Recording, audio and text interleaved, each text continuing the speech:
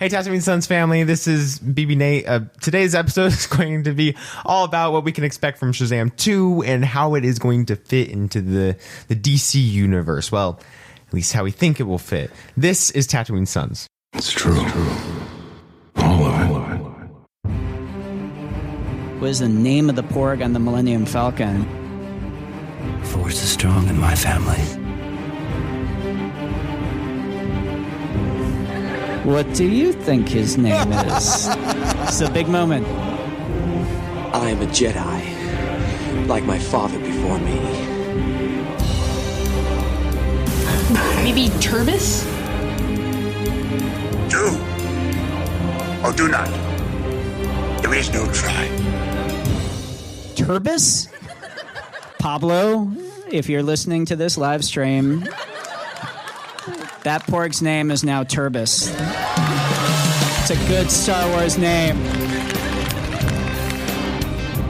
We're not done yet.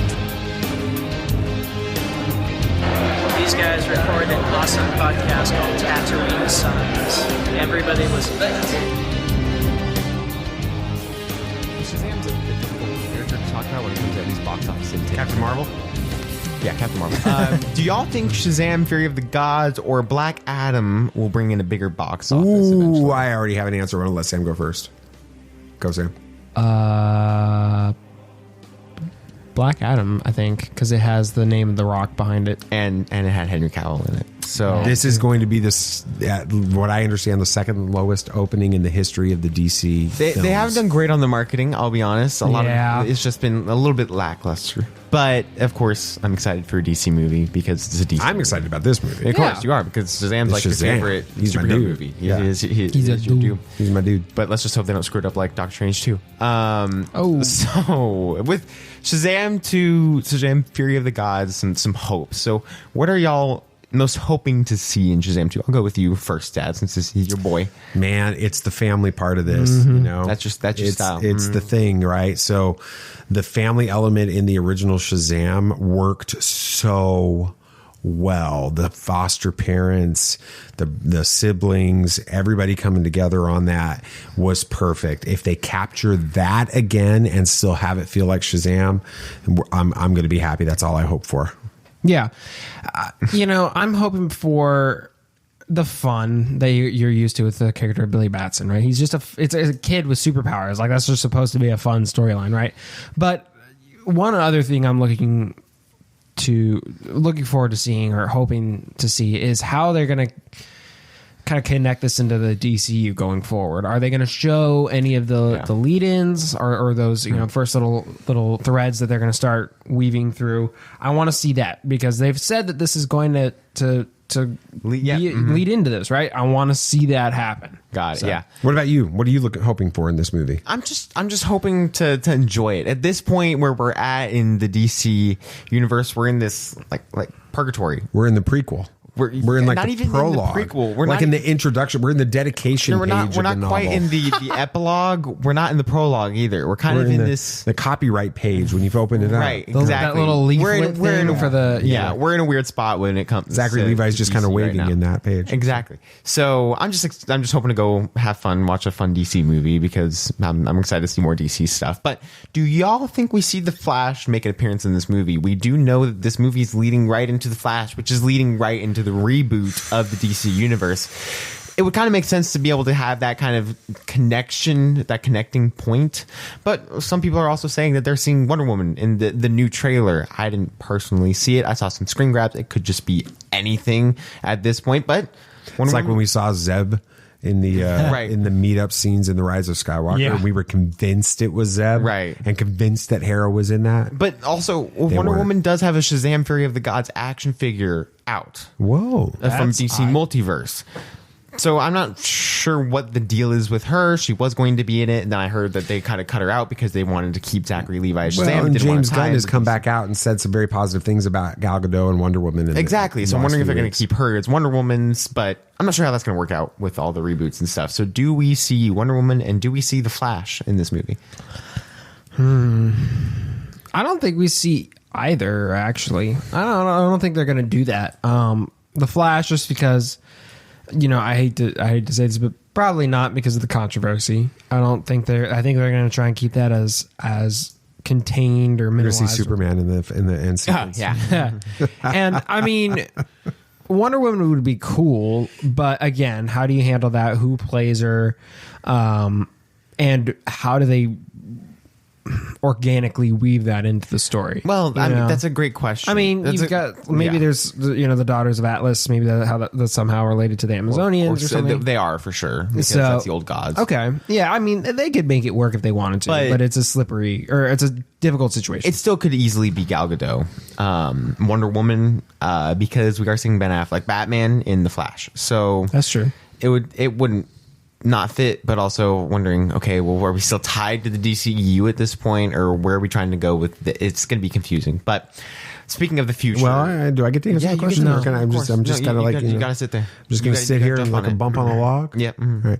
No, I think that if we do see the Flash in this, it's going to be like an end credit scene. Of course. Mm-hmm. Yeah. And then I just need to say, that really sucks what they did with Henry Cavill and Black Adam at the end of that. It really does. Because I've kind of come to accept it in the last few months, kind of like Novocaine, right? It just it's like you just get numb to it after a while. And now I'm sitting here and I'm like, no, that sucked that they did that to us. But anyway. Yeah, it did. But it is what it is. I mean, we kind of just have to go along with it. But the future of the DCEU is in jeopardy, but it doesn't seem like Zachary Levi's is as Shazam, because he's awesome. It seems like he's fine. We'd love to have him on the show sometime. Even that would be great. Even in the announcement video from James Gunn about the DCEU slate, he mentioned that Zachary Levi will be staying as Shazam in that, because he's like, he was disconnected enough from the DCEU to where he's allowed to continue playing this character. And he, even a little bit later, there were some comments that Zachary Levi made, and people were asking, are you going to still have him as Shazam due to the controversy? He's like, I'm going to work with people I agree with, and I'm going to work with people I don't agree with, because it's work, and that's just how it goes, and that's how it's going to. So what does he disagree with Zachary Levi on? Vaccinations. Okay. So it's a bunch of that controversy, but he's like, I don't care. He's a great actor, and he's going to play a great Shazam. So he's still planning on keeping him, which is, James Gunn was canceled for a while. Yeah, he's been canceled for a while. I think James Gunn understands what that feeling is like, and how people can blow something up and make it a lot bigger than it actually is. For sure. So how do you think that they handled this situation in universe by keeping Zachary Levi as Shazam? How do they explain that? And how do you think they handle it with the fans? Like, why does Zachary Levi get to say Shazam and not Henry Cavill as Superman? I think they're going to go the route that he was never in the DCU.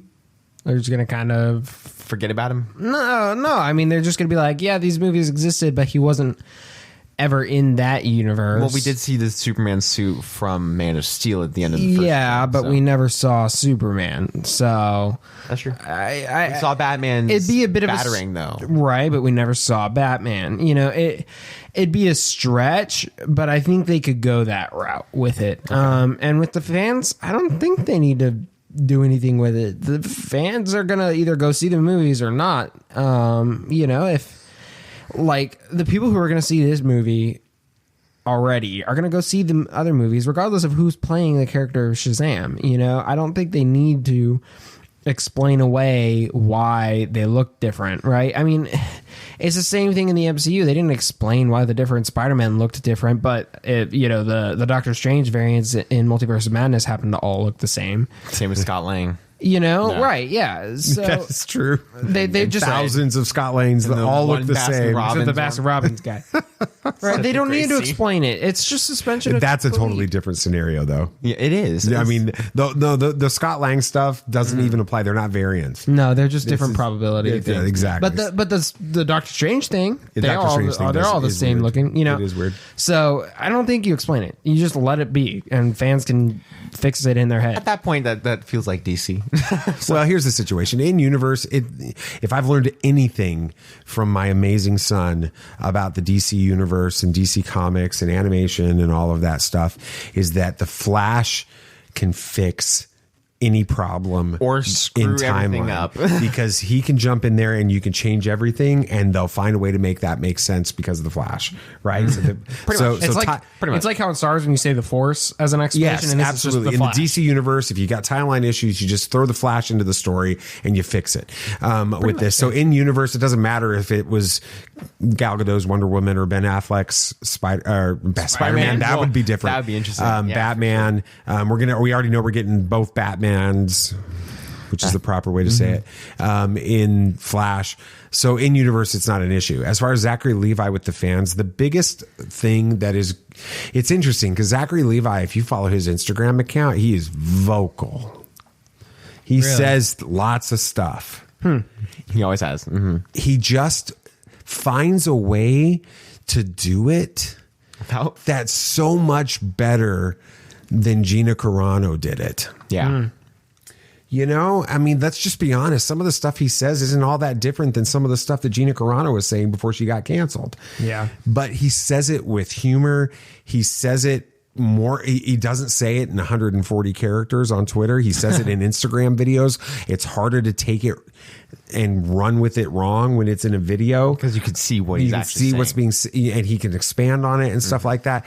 As long as Zachary Levi continues to find that charm in what he says with it, I think he's going to continue to navigate this scenario better than how you bring up Gina Carano, but it's not exclusive to her, but it's the one we can relate to understanding what happened with, because we were watching it as it happened so closely. So that's my thoughts. Yeah. And Zachary Levi, you're welcome to come on the show anytime. Talk about any of the topics that you want to talk about. We don't care if we get canceled. So anyway. No. But this movie has some interesting ramifications for the DCU.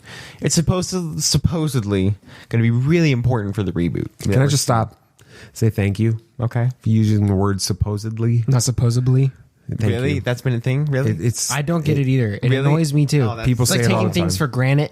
I hate that. I hate that. All right. Continue. But it's going to be important for the reboot. But if we're being honest, from the trailers that we've gotten, it doesn't seem like it's going to be all that important at all.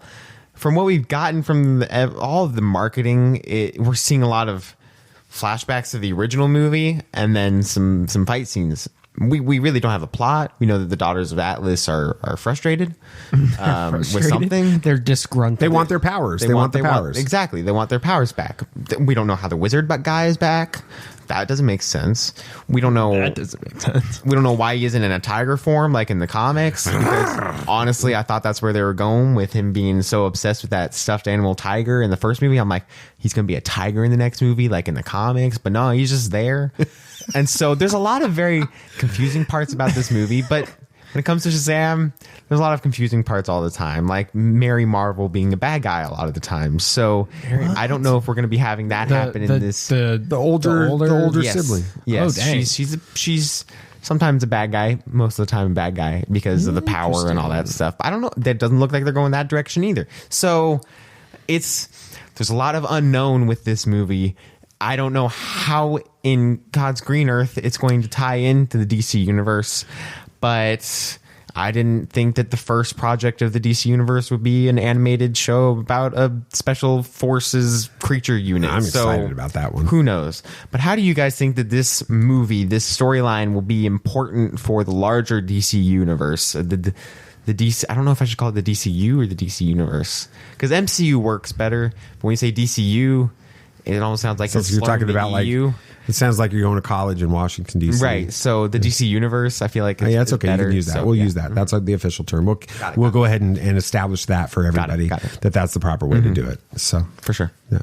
Anyway, Sam. So I don't know. I don't think they even really had that in mind when they made this movie. I think they're gonna tack on some sort of end credit scene. What that is, I don't know, and that's gonna be how they tie that in. I think the movie itself is a Shazam 2 movie, and that's all they had in mind with it. I think they made this movie before all the craziness happened, and then afterwards they're like, we got to figure out how to like tie this in. We'll throw in an end credit scene. It's worked for Marvel. not obviously Marvel didn't undergo this exact situation, but that's it how almost they worked for Black Adam. Almost, until the craziness happened. So, yeah, I think that's how they're going to handle it. I don't think that they intended for this to ever fit into the larger universe, even the Snyderverse or, any of the stuff that was happening before Gunn and Safran took over. They kind of always expected Shazam to be at its own world for now. And they may tie it in through some little cameo moments and stuff like that, but that's it. I'm hoping that the delays in the release of this movie that coincided with Gunn and Safran taking over and the delays in The Flash and the reshoots that we heard about in The Flash, which they say is the best movie, the superhero movie they've ever seen, basically. I hope that they find... And James Gunn directed Guardians of the Galaxy 3, which is coming out soon. So for him to say that's it's a ballsy move right there. It is. So I hope that I hope they do tie it in. I hope that we do see some Ben Affleck. I hope that we do see, in the original trailer, we saw some clips of the Snyderverse of characters. Aquaman, Batman, and we know Aquaman's coming out. We know Batman's in the Flash, and we know the Flash is in the Flash. That's good. The Flash is in the Flash. It's crazy. It could very much tie in there, and I hope that they found ways to tie it in a little bit more. Yeah, because I like this story. I do too. Really like this story, and he's important for the series too. So I hope it's good. I am your father. For this week's dad moment, I want to circle back to the part of our conversation about Zachary Levi and why he seems to be navigating controversial opinions on the COVID vaccine and other issues better than celebrities like Gina Carano. The real reason he has found a way to state these opinions without getting canceled has a lot to do with the fact that he's just simply likable. He shares really interesting thoughts and ideas on his social media, and he doesn't come across like a jerk. We made our position on Gina Carano clear when she was let go by Disney. She had every right to say what she said. She said it poorly, and Disney had every right to let her go for saying it.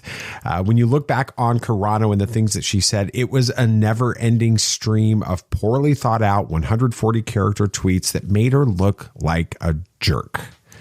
The difference with Zachary Levi is that while he has every right to say what he says, and James Gunn has every right to deal with it however he chooses to deal with it in the future, Zachary Levi never seems to come off like a jerk when he says these things. So the advice to take from this, it's not just what you say, it's also how you say it.